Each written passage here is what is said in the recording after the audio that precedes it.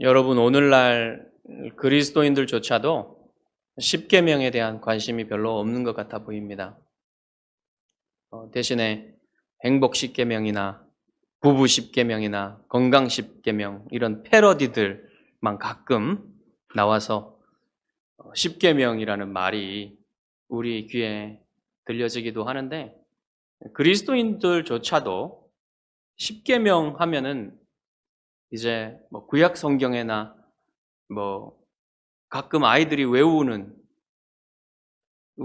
하는데 별로 우리 삶과 너무 동떨어진 것 아닌가, 오늘날.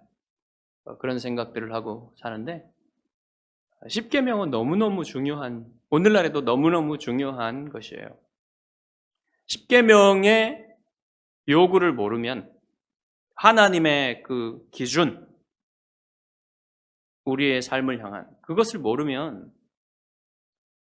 우리가 얼마나 큰 죄인이고 깊은 죄인인지, 더러운 죄인인지 그걸 알 수가 없죠. 우리가 얼마나 큰 죄인인지 알지 못하면 어떻게 되겠습니까? 우리가 받은 은혜가 얼마나 큰지를 모르는 거예요. 십계명은 하나님의 요구입니다. 우리를 향하신 요구. 그 요구가 무엇인지 분명히 보여주는 게 십계명이에요. 그런데 하나님의 우리가 은혜로 구원을 받았잖아요. 구원을 받았으니까 이제 십계명은 은혜로 구원 받았으니까 우리의 삶과는 이제 별로 상관이 없지 않을까. 우리의 죄가 해결되었으니까 우리의 죄를 알려주는 십계명이 별로 상관이 없지 않은가, 이런 생각을 할 수도 있는데 전혀 그렇지 않습니다. 십계명은 구원받은 사람들에게 주신 하나님의 명령이에요. 요구예요. 그렇기 때문에 우리 구원받은 사람들에게 여전히 십계명은 중요합니다. 이 십계명을 지킴으로써 하나님이 기뻐하시는 뜻을 행하고 하나님이 원하시는 거룩한 백성이 되는 그런 삶을 살 수 있기 때문에 우리가 십계명을 중요하게 생각해야 되죠. 그런데 오늘은 각 십계명의 1계명부터 각각의 계명들을 살펴보지 않고 이 십계명이 성경에서 어떤 위치에 있는지를 알려드리고 싶습니다. 특별히 십계명과 아담의 관계, 그리고 십계명과 예수 그리스도와의 관계를 이해하게 함으로써 여러분이 이 십계명에 대한 관심을 더 갖고 이 십계명을 더 알고자 하는 마음을 불러일으켜 드리고자 하는 그런 목적을 가지고 오늘 말씀을 전하도록 하겠습니다. 여러분, 아담 얘기를 하기 전에 이 십계명은요, 뒤로는 첫째 아담을 바라보게 하고요, 앞으로는 둘째 아담인 예수 그리스도를 바라보게 합니다. 먼저 첫째 아담. 첫째 아담은 여러분 하나님의 형상으로 지음을 받았죠. 하나님의 형상으로 지음을 받아서 무엇을 하도록 하셨냐면 에덴의 동산을 창설하셔서 그 동산을 통치하는, 더 나아가서는 세상 만물을 통치하는 그런 하나님의 대리 통치자로 세우셨어요. 그래서 이 세상을 어떻게 하라고 그러셨습니까? 생육하고 번성하여 땅에 충만하고 이 세상을 경작하고 가꾸고 문화를 창설하고 그 다음에 다스리라고 그랬죠. 이게 하나님의 문화 명령이었어요. 아담에게 주신, 모든 인류에게 주신. 그리고 또한 아담의 역할이 무엇이었냐면 동산은 성전이었습니다. 하나님께 예배드리는 성전으로 지음을 받았어요. 그곳의 제사장이 아담이었습니다. 아담은 그곳에서 모든 피조물을 이끌어서, 모든 사람들을 이끌어서 자기에게서 태어나는 하나님께 예배하고 하나님과 교제하게 하는, 그것을 이끄는 제사장으로서 역할을 부여받았어요. 너무너무 중대한 역할을 받았죠. 만약에 이제 하나님이 그리고 나서 하나님이 언약을 세워요. 아담하고. 무슨 언약을 세웁니까? 아담 언약이라고 하는, 여러분 지난번에 제가 말씀드렸죠. 그 아담 언약은 창조 언약이라고도 하는데 행위 언약입니다. 네가 이것을 따먹으면, 금지 명령이죠. 반드시 죽겠고, 이렇게 말씀하세요. 따먹지 말라고 해서. 동산 중앙에 있는 선악을 알게 하는 나무의 실과는 따먹지 말라, 금지 명령을 내리셨죠. 그런데 아담이 여기에 내포된 것은 뭐냐면요, 아담이 이 동산 중앙에 있는 선악을 알게 하는 나무의 실과를 먹지 않고 하나님의 문화 명령을 잘 지켜서 생육하고 번성하게 땅에 충만하고 이 세상을 잘 경작하여서 다스리면, 그것이 하나님의 테스트의 기간이었어요. 아담에게. 이 기간을, 테스트의 기간을 순종하여서 하나님의 언약을 잘 지켜서 지나가면 어떻게 되냐면, 아담의 영원한 운명은 복된 운명으로 들어가는 것이었어요. 그것이 뭡니까? 동산 중앙에 있었던 또 다른 나무인 생명나무의 열매를 먹고 영원히 하나님과 교제하면서 지금보다, 그 상태보다 더 나은 상태로 나아가서 온전하여져서 영원히 하나님과 교제하는 그런 사람으로, 그래서 왕같은 제사장으로서 모든 피조물을 다스리는 그런 운명으로 나아가는 것이 아담에게 주어진 운명이었습니다. 그런데 어떻게 됐습니까? 아담이 그 테스트의 기간에 하나님의 언약을 준수하는 것을 실패했죠. 금지 명령을 어김으로써. 그것은 무엇입니까? 하나님의 언약의 말씀보다 누구의 말을 더 신뢰하는 거예요? 사탄의 말을 더 신뢰한 거예요.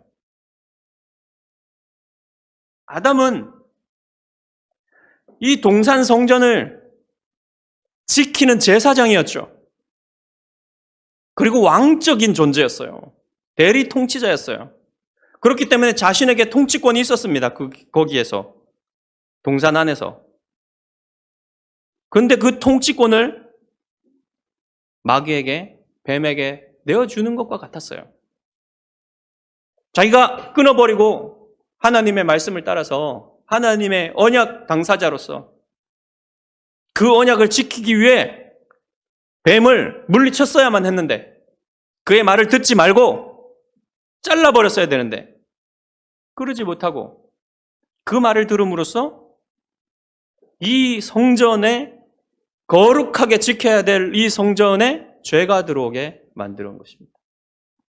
성전이라는 것은 하나님을 만나는 장소예요. 그곳에 여러분, 죄가 들어오게 된 것이죠. 그래서 마귀가 통치하게 되고 사망의 종로로 타는 일이 벌어진 겁니다. 그래서 여러분,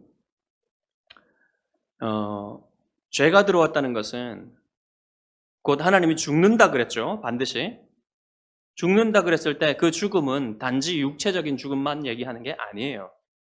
육체적인 죽음은 오랜 후에 900년이 지나고 나서 찾아왔어요. 연장시켜 주신 거죠. 그런데 곧바로 찾아온 건 뭡니까? 하나님과의 단절이에요. 영적인 단절, 그게 죽음입니다. 영적으로. 단절은 무엇입니까? 하나님이 주시는 생명을 누리지 못하고 영생을 누리지 못하고 하나님을 이제는 알지 못하게 되는 그런 하나님과 교제하지 못하게 되는 그런 단절이 찾아왔다는 거예요. 그런데 이렇게 그 인간의 운명이, 인간의 삶이 비참하게 되었죠. 그런데 인간이 이렇게 죄에 빠지고 인간이 그 에덴 동산에서 쫓겨난 그것 때문에 인간에게 있는 하나님의 형상이 완전히 사라진 건 아니었어요. 여전히 하나님의 형상이었습니다. 인간은. 단지 뭐가 없어진 겁니까? 의와 거룩함과 지식이 없어진 거예요. 그건 우리는 원의라 그러죠. 원의를 상실한 겁니다. 의와 거룩함과 하나님을 아는 지식을 잃어버린 거예요. 그런데 인간에게 남아있는 건 뭡니까? 여전히 도덕에 대한 의식은 남아있어요. 그래서 여러분, 사람들이 이 원의를 잃어버렸어도 어떤 생각을 다 가지고 있습니까? 인류가? 사람을 죽여서는 안 된다. 아무 이유 없이. 부모님을 공경해야 된다. 간음하면 안 된다. 거짓말하면 안 된다. 도둑질하면 안 된다. 다 알고 있어요. 동성애하면 안 된다. 다 알고 있어요. 그것이 죄라는 것을 알고 있습니다. 사도 바울은 로마서에서 뭐라고 했냐면 이 율법을 받지 못한 이방인들은 무엇으로 그 옳고 그름을 따지면서 살아가냐면 그 양심의 구속에 따라서, 양심의 제재에 따라서 살아간다고 해요. 그 양심이 그들에게 법이 된다고 했습니다. 그때 그 양심의 법이 뭐냐면 우리가 일반적으로 말하는 도덕법이나 자연법을 말하는 거예요. 그런데 하나님이 이 자연법에 따라서, 양심에 따라서 모든 인류를 이제 아담으로부터 오늘 이 본문에까지 이르도록 살게 하셨죠. 그런 게 무슨 말입니까? 시내산에서 이스라엘의 십계명과 율법을 받기 전에, 그 전에 아담부터 십계명을 받기까지 모든 사람들은 다 무엇에 의해서 살았습니까? 양심에 따라서, 자기 영혼에 새겨진 자연법에 따라서 산 거예요. 심지어는 누구도요?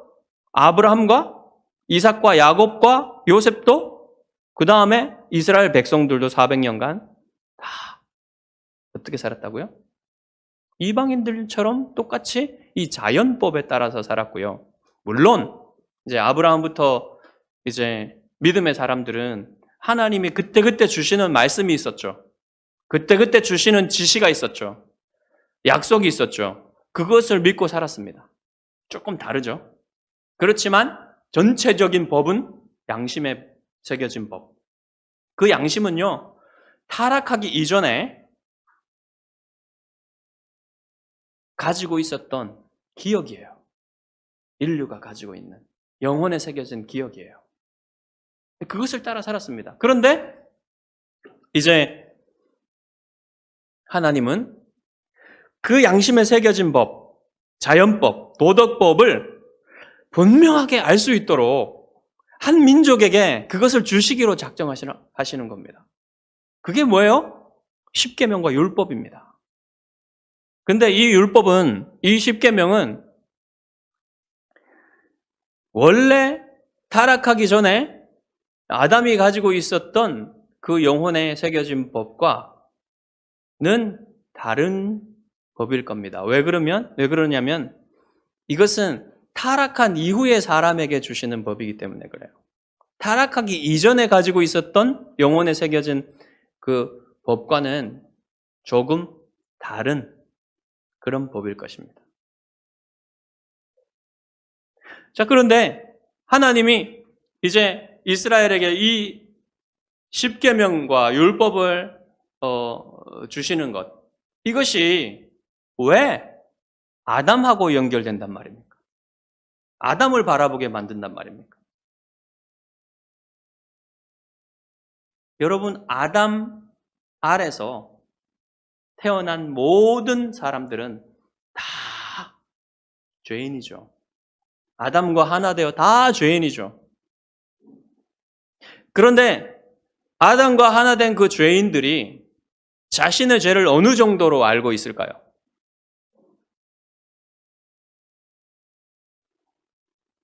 분명하게 계시된, 기록된 그런 법이 없이, 십계명과 같은 법이 없이 어떻게 사람들이 그것을 알 수 있을까요? 모르고 사는 사람들이 대부분이에요.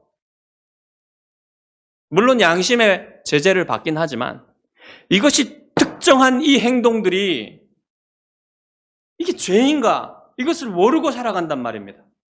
근데 하나님이 이제 그것을 분명히 알 수 있도록, 이것이 죄라는 것을 분명히 알 수 있도록 이스라엘 민족에게 그것을 주시기로 작정하셨다는 거예요. 그래서 여러분, 이제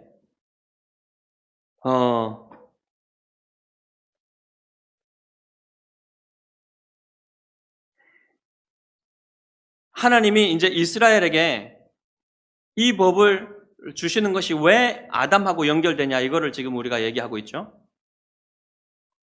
아담하고 이스라엘하고 비슷한 면이 있습니다. 자, 보세요.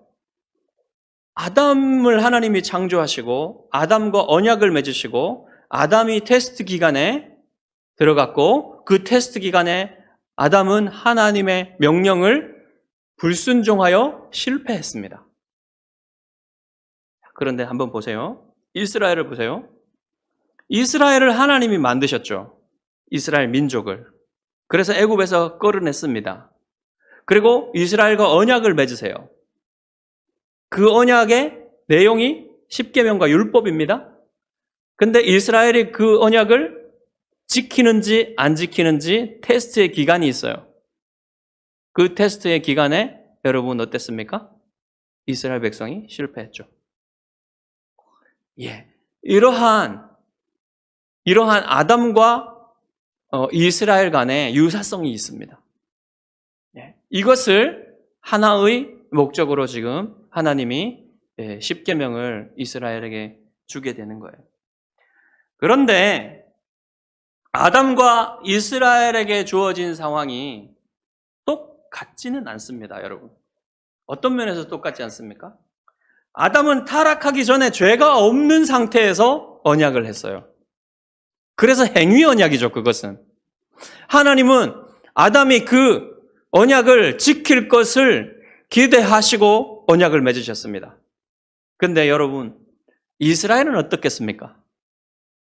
하나님이 그것을 지킬 것을 기대하시고 주셨겠습니까? 지킬 것을 기대하시고 주셨습니다. 하지만 하나님은 아담도 그렇지만 이스라엘도 분명히 이것을 지키지 못할 것을 알고 계셨어요. 그럼에도 불구하고 이것을 주실 때 하나님은, 여러분 전에 제가 은혜 언약이라는 것을 말씀드렸죠. 아브라함 언약은 은혜 언약이에요. 근데 이 모세 언약은 이번에 이것은 시내산 언약이라고 하고도 모세 언약이라고도 하는 이 언약은 아브라함 언약 안에 포함된 언약이라 그랬죠.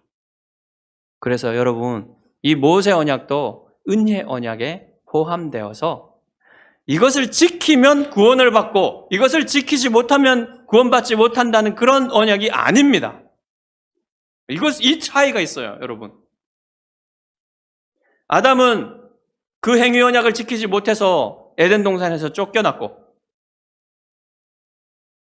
이스라엘은 그럼 어떻게 되는 겁니까? 이스라엘은 구원이 떨어지는 게 아니라 어떻게 되죠? 지키면 복을 받는데 그 복이 어떤 복입니까?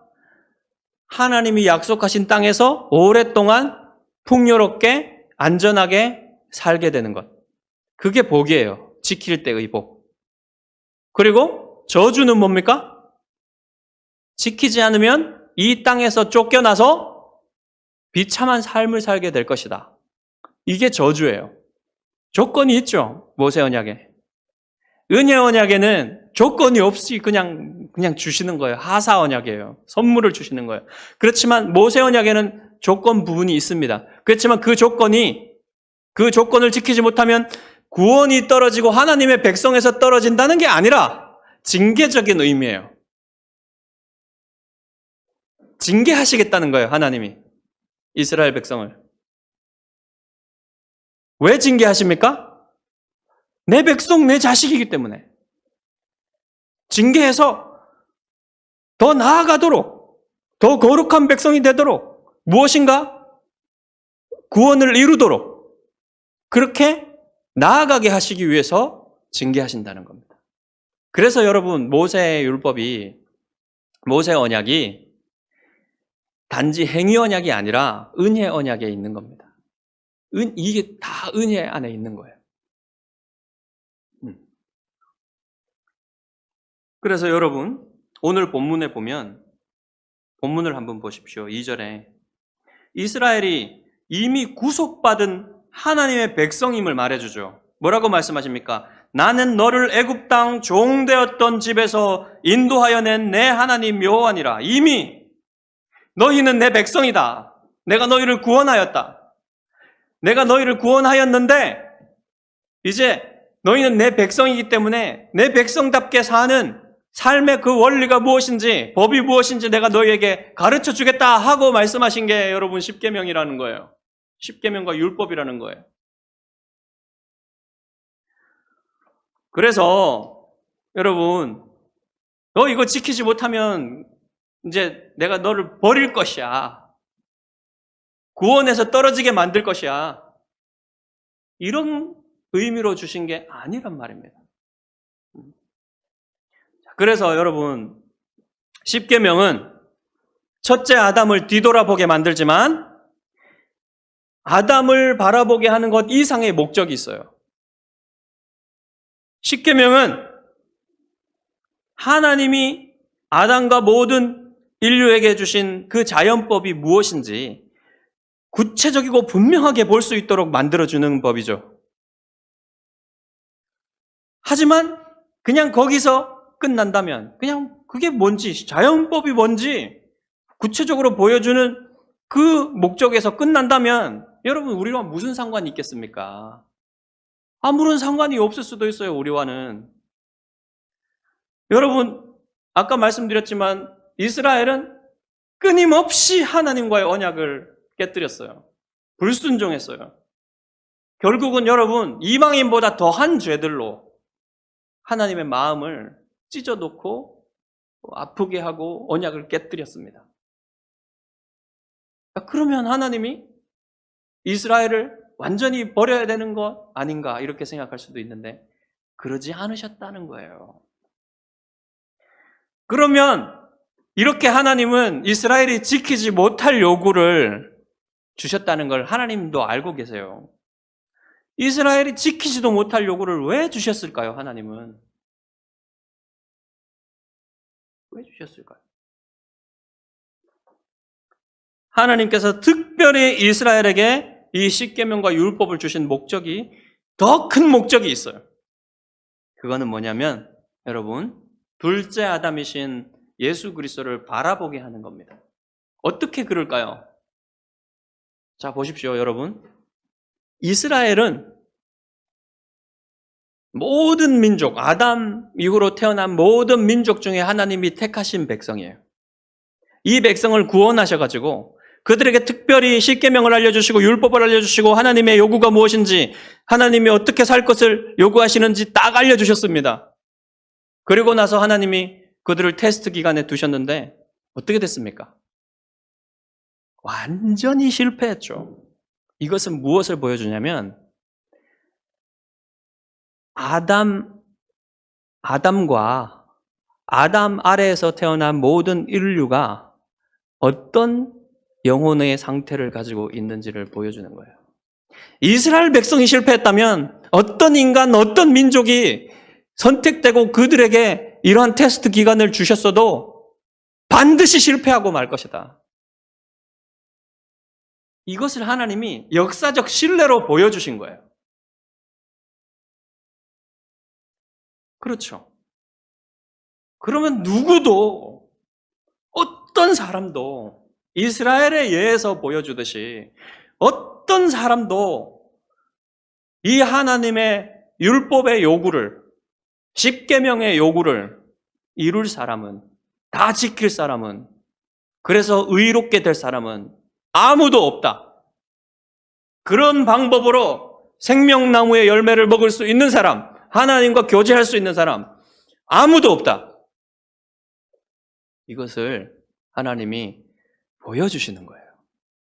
그것은 그러면 다시 어떤 방향으로 나아가게 합니까? 여러분, 그래서 하나님은 옛 언약을, 이제 옛 언약은 통하지 않는다는 것을 보여주셨기 때문에 새 언약을 주시는 겁니다. 우리 성경을 하나 찾아보겠습니다. 예레미야서 31장, 이사야 뒤에 예레미야서 31장 31절.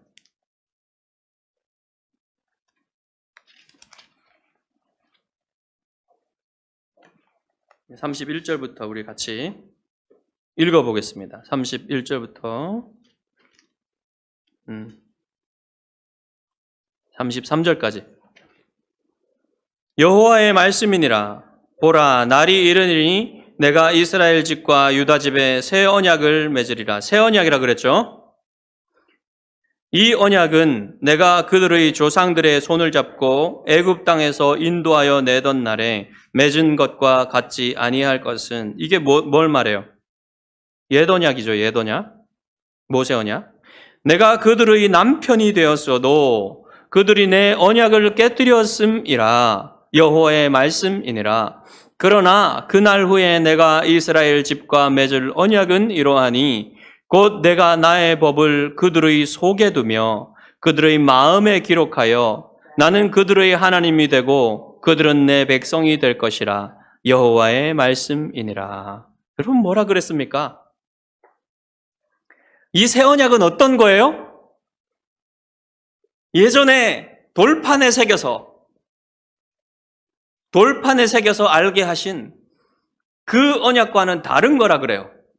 어디에다 새깁니까? 하나님의 언약을? 하나님의 법을 어디에다 새깁니까? 마음에 새긴다 그래요. 마음에. 하나님의 백성의 마음에. 마음에 새긴다는 건 무슨 차이가 있습니까? 그 말은 이 하나님의 법 자체를 사랑하여서 기꺼이 하나님을 사랑함으로 말미암아 그것을 지키게 만드시겠다는 거예요. 이게 완전히 새로운 언약이란 말입니다. 이러한 언약을 하나님이 맺으실 거라고 하는데, 그러면 어떻게 그거를 할 수 있겠습니까? 이미 이스라엘의 역사 가운데 그것을 할 수 없다는 것을, 사람의 힘으로는, 사람의 생각으로는, 사람의 의지로는 하나님의 법을 지킬 수 없다는 것을, 사랑할 수 없다는 것을, 완벽하게 그것을 따를 수 없다는 것을 이미 보여줬어요. 그러면 이 사람들은 어떻게 되겠습니까? 다른 길을 찾겠죠. 그것이 하나님이 선지자들로부터 약속한 구속자, 메시아, 그분을 기다리게 하는 거예요. 그분을 바라보게 하는 거예요. 둘째 아담을 바라보게 하는 거예요. 첫째 아담은 실패했으나, 첫째 아담 아래에 있는 모든 첫째 아담의 후손들은 다 실패했으나, 둘째 아담이 오시는데 그분은 바로 새 언약을 이끌 지도자, 새로운 모세다. 그가 메시아다. 이렇게 보여주시는 거예요. 그걸 어떻게 해요? 모세 언약에서 실패한 이스라엘 백성을 쫓아내서 바벨론 포로로 잡혀가게 하시죠. 그곳에서 사람들은 이제 이 예레미야 예언, 그 포로기의 예언이잖아요. 예레미야와 에스겔의 예언을 보면서 새로운 언약, 이 새로운 언약을 달성하실, 성취하실 메시아가 필요하다는 사실을 더 이제 보기 시작하는 거예요. 그게 바로 십계명의 둘째 아담을 바라보게 만드는 것입니다. 십계명이 얼마나 중요한지 여러분 보이십니까? 십계명이 없었다면 이게 새로운 아담을, 둘째 아담을, 마지막 아담을 기다리고 고대하고 그들의 구속자가 오실 것에 대해서 그 필요를 볼 수가 없었다는 거예요. 모든 인류가. 그래서 십계명을 통해서 하나님은 예수 그리스도, 둘째 아담이신 예수 그리스도를 바라보게 하신 것입니다. 자, 그러면 오늘날 우리에게는 이 십계명이 무슨 유익이 있을까요? 이미 오셨잖아요, 예수님이. 둘째 아담이 이미 오셨는데 이미 오셨으면 이제 십계명의 목적은 다 달성한 거 아닙니까? 그것으로 끝일까요? 아니에요. 아까도 말씀드렸듯이 십계명은 구원받은 사람들을 위해서 주신 계명이에요. 우리를 위해서 주신 계명이란 말입니다. 그렇기 때문에 용도가 끝나지 않았어요. 자, 옛 언약의 율법은 새 언약을 성취하신 예수님 안에서 새롭게 됩니다. 새롭게 되기 때문에 의미가 있는 거예요. 어떤 사람도 십계명의 요구를 완벽히 만족시킬 수는 없었지만 누가 만족시켰습니까? 예수님이 오셔서 그 율법의 모든 요구를 만족시키시고 완전하게 순종하셨어요. 그러면 예수님이 그 율법을 십계명의 요구를 성취하셨다 이렇게 말씀할 수 있겠죠. 그런데 성경이 말하는 예수 그리스도의 율법 성취는 단지 예수님이 그 율법을 다 지키셨다는 의미를 넘어갑니다. 넘어서요. 예수님이 이 율법을 성취하신다는 것은 단순히 예수님이 다 지키셨다는 의미가 아닙니다. 그것보다 더한 의미가 있어요. 우리는 자꾸만 지켜야만 하는 것으로 십계명을 생각하는데 예수님은 율법을 성취할 것으로 보셨습니다. 어떻게 그렇습니까? 여러분, 우리는 성경을 통해서, 예수님의 말씀을 통해서 이 십계명의 정신이 하나님을 사랑하고 이웃을 사랑하는 것으로 요약된다는 것을 우리가 이미 알았어요. 근데 여러분, 어떻게 하나님을 사랑하고 어떻게 이웃을 사랑한단 말입니까? 그것을 여러분 그리스도인들은 어떻게 깨닫냐면 하나님이 독생자를 원수인 우리 죄인들을 위해서 내어주셨단 말이에요. 십자가에. 그리고 아들이신 예수님은 그 하나님을 사랑하기 위해서 하나님 사랑, 하나님을 사랑하기 위해서 십자가에 고통당하기까지 그 무서운 잔, 겟셋마네 동산에서 주님께서 기도하실 때 이 잔을 내게서 옮겨주시옵소서라고 기도하신 그 잔, 얼마나 두려웠으면 예수님이 그것을 옮겨달라고 하셨을까요? 그것은 여러분 영적인 것이었습니다. 그 고통은, 주님이 바라보신 고통은. 그 고통을 될 수 있으면 안 받고 싶었습니다. 아버지와 단절되는 그런 영적인 고통을 절대로 당하고 싶지 않았어요. 그렇지만 하나님이 부여하신, 아버지께서 부여하신 그것을 아버지를 사랑하기 위해서, 하나님을 사랑하기 위해서 주님은 끝까지 순종하십니다. 그리고 그것은 누구를 위한 사랑이에요? 원수된 죄인들인 우리를, 여러분을 위한 사랑입니다. 그래서 예수 그리스도의 십자가 안에서 하나님 사랑과 이웃 사랑이 만나는 거예요.